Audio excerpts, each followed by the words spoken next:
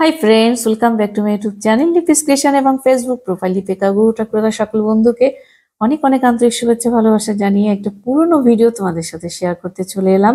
আমার প্রথমবার পাহাড়ে জার্নি, সেটা একটা আমার কাছে অত্যন্ত মনে রাখার আর স্মৃতির পাতা উল্টে দেখার বিষয়। সেই জন্য এই ব্লগটা পুরোটাই এই যে জার্নিটা, পাহাড় দেখতে যাওয়া, সেই জার্নিটা পথটা আমি তোমাদের সাথে রাখছি, কারণ এটা আমি মাঝে মাঝেই দেখতে পারবো। সেই জন্য এই পাহাড়ে যাওয়ার রাস্তাটা আমি আমার অ্যালবামে রেখে দিলাম। তো চলো, আমরা এনজিপি থেকে নেমেছি, নেমে তারপরে ওখানকার লোকাল যে গাড়িগুলো রয়েছে সেগুলো বুক করে আমরা এনজিপি থেকে রওনা হলাম সিকিমের উদ্দেশ্যে। তো সেই জার্নি দেখো, আমরা অনেকটা পথ এগিয়ে যাচ্ছি। এখন পর্যন্ত পাহাড়ে দেখা পাইনি, তো আমি ভীষণ এক্সাইটেড পাহাড় কেমন হয় কি বিষয় একেবারে দেখার জন্য। তো এই জার্নিটা ছিল আমাদের অফিস থেকে, অফিসের একটা ট্রিপ ছিল আমাদের। তো ওখানে আমাদের প্রোগ্রাম ছিল গ্যাংটকে অফিসিয়াল। তো পাহাড় দেখার এখানে একটা বিশাল জোরে চিৎকার করে উঠেছিলাম। দেখো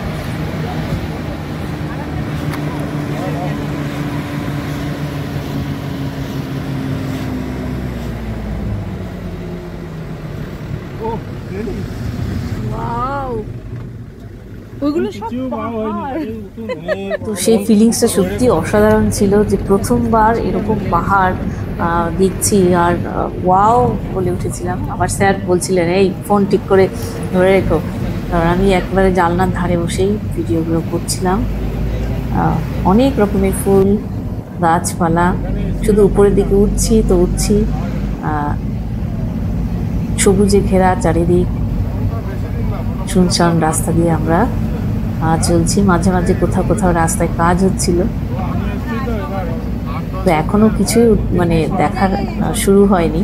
তো তাতেই আমার অন্যরকম একটা ফিল কাজ করছিল। তো আমাদের এখান থেকে অফিস থেকে অনেকে গেছিলাম, আমরা প্রায় 20-25 জন তো হবেই। তো এখানে বলার কিছুই নেই, শুধু আমি এটা রেখে দিলাম এই কারণে যে প্রথমবার আমার পাহাড় দেখা।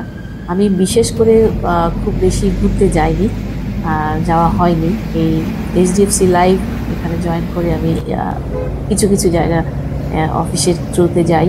এই যে দেখো, আমরা 3-4 ঘন্টা 4 ঘন্টা না, 3-3.5 ঘন্টা জার্নি করার পরে আমরা এখানে একটা হোটেলে দুপুর এই 1:30-2টোর সময় এসে পৌঁছালাম। এখানে কিছু খাওয়া দাওয়া, দুপুরে লাঞ্চটা সেরেছিলাম। তো এখানে কি কথা বলছি শুনিনি একটুখানি।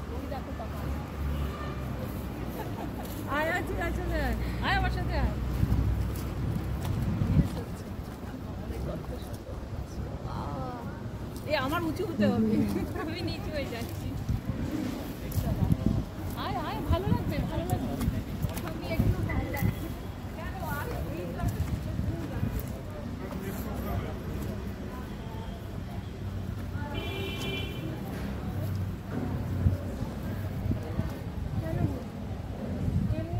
এখানে আমার কলিগস পুবালিদির মেয়ে গেছিলেন, তো ওর সাথে আমার খুব বন্ধুত্ব হয়ে গেছে। বাচ্চা মেয়ে, কিন্তু খুব ভালো স্বভাবের একটি মেয়ে। তো পরে আমি ওখানে গ্যাংটকে গিয়ে ওর সাথে রুমও শেয়ার করেছিলাম, আর বেশিরভাগ সময় ও যখনই ফাঁকা থাকতাম ওর সাথে আমি গল্প করে সময় কাটাতাম। তোমাদের দিলাম।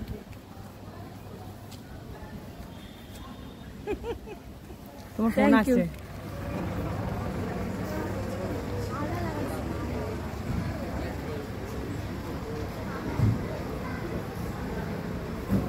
তুললে ছবি?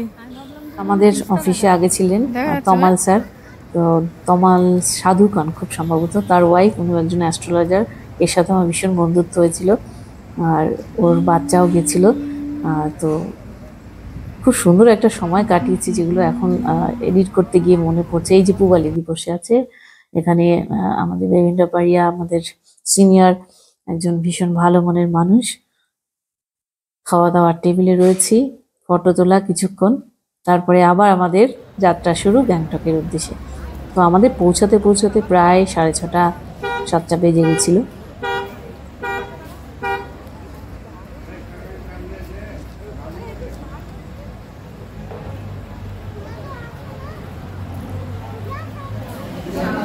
সারা রাত ট্রেন জার্নির পরে এখানে এসে ফ্রেশ হয়ে একেবারে নিরামিষ আমরা মন ভরে খাচ্ছিলাম। সবাই মোটামুটি এখানে নিরামিষ নিয়েছিলাম সেদিন, আমার খুব সম্ভবত সেটাই মনে আছে। তো খুব তৃপ্তি করে খাওয়া দাওয়া হয়েছিল, ফ্রেশ হলাম। এখানে বেশ পরিষ্কার পরিচ্ছন্ন এই হোটেলটা ছিল। নামটা আবার ঠিক মনে নেই, 1 বছর আগের ভিডিও এখন তোমাদের সাথে শেয়ার করছি। তারপরে এখান থেকে আবার আমাদের যাত্রা শুরু হলো।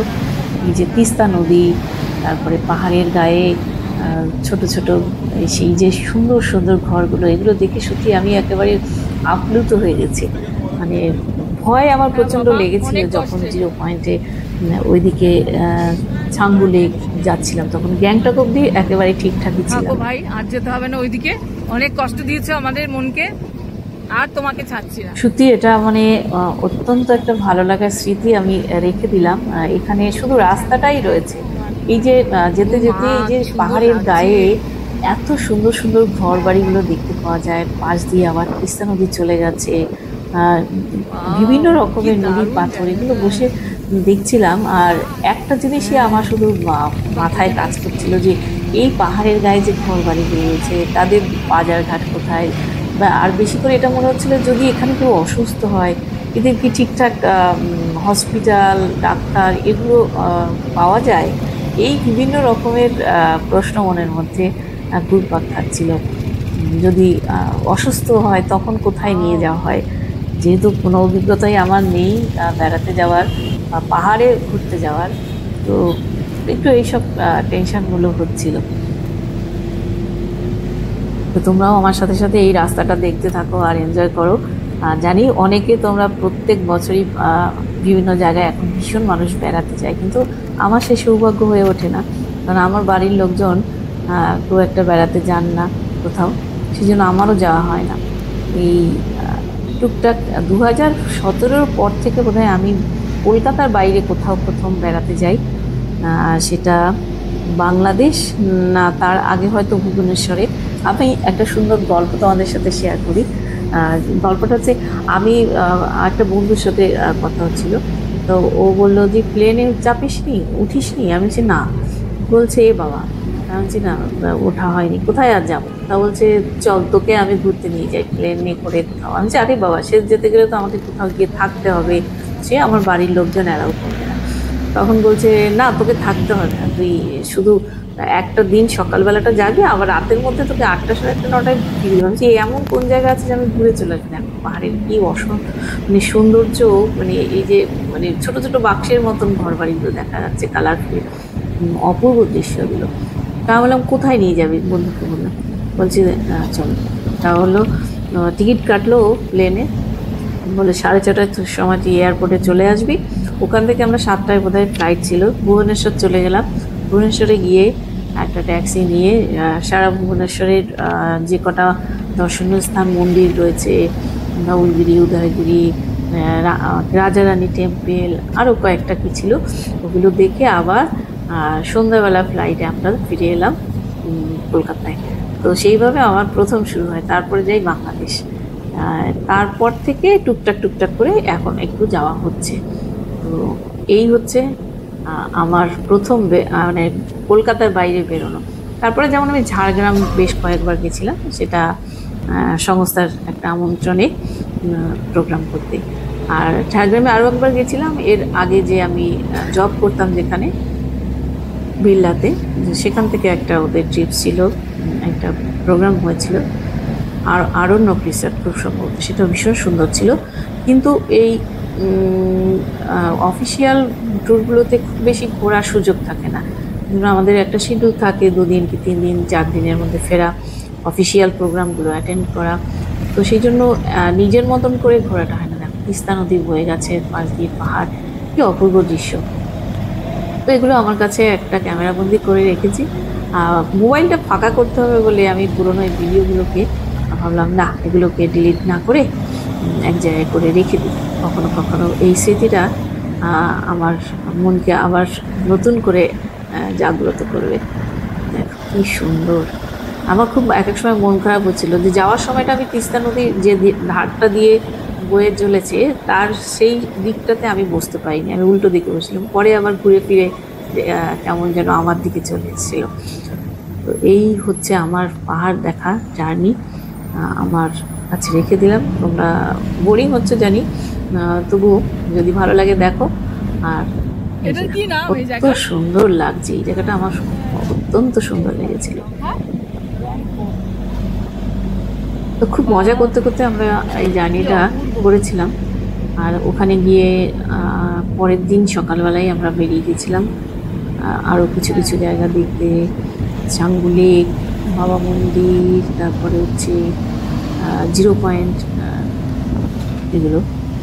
তো চলো দেখতে থাকো। আর বিশেষ কিছু বলার নেই। আর লিপিস কিচেন ইউটিউব চ্যানেল যারা এখনও সাবস্ক্রাইব করোনি অবশ্যই তাদেরকে বলো চ্যানেলটিকে সাবস্ক্রাইব করো, আর পাশে থাকা বেল আইকনটিকে প্রেস করে রাখলে আমার এই নিত্য নতুন যে ব্লগগুলো আমি তোমাদের সাথে শেয়ার করি সেগুলোর নোটিফিকেশন পেয়ে যাবে, সবার আগে দেখতে পারবে। আর যারা ফেসবুক প্রোফাইল লিপিকা গুহ ঠাকুরদার থেকে দেখছো তাদেরকে বলবো প্রোফাইলটি ফলো করো, লাইক করো, তোমাদের মূল্যবান মতামত জানাও। আজকের মতো আমি আর বকবক করছি না, টাটা বাই, ভালো থেকো সকলে। দেখা হচ্ছে নেক্সট, আরও কয়েকটা পুরোনো ভিডিও আছে সেগুলো তোমাদের সাথে শেয়ার করবো।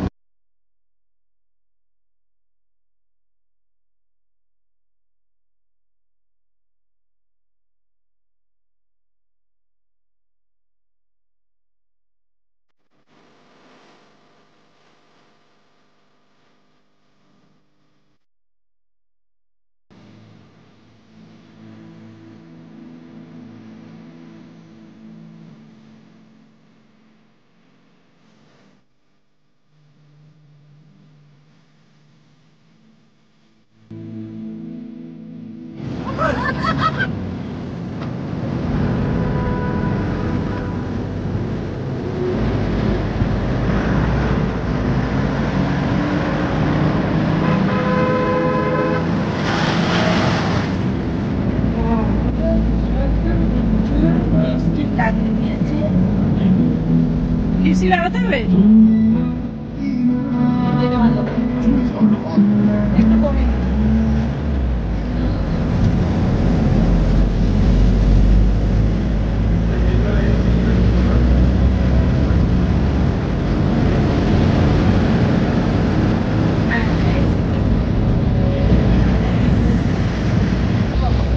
কোথা থেকে আসছেন? কলকাতা। অনেক টাকা।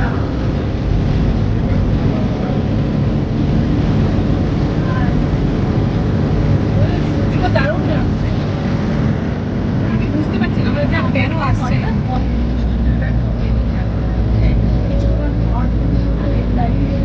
ও তাই বলো, আমি তাই হচ্ছে এত ওরকম আসছে কেন চলে আসছে অ্যাপেল। তোমার মধ্যে সাপোর্ট করো।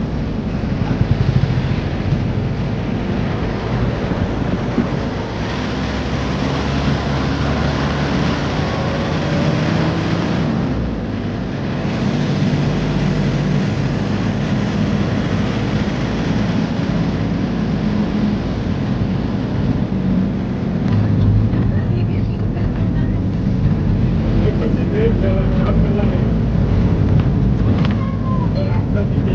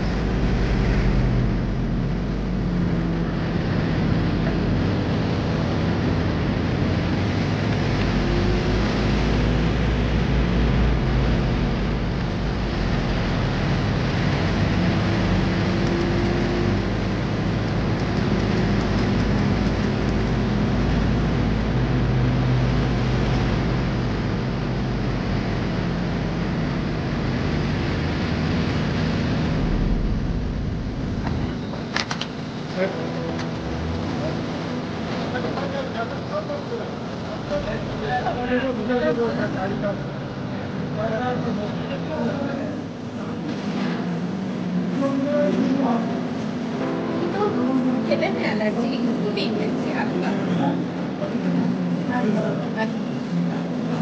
গরম ভাত সব গরম গরম খাবার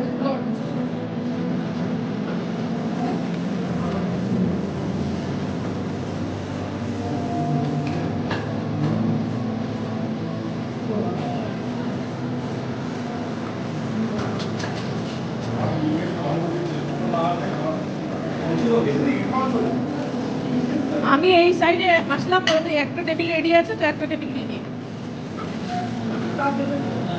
না তখন দিও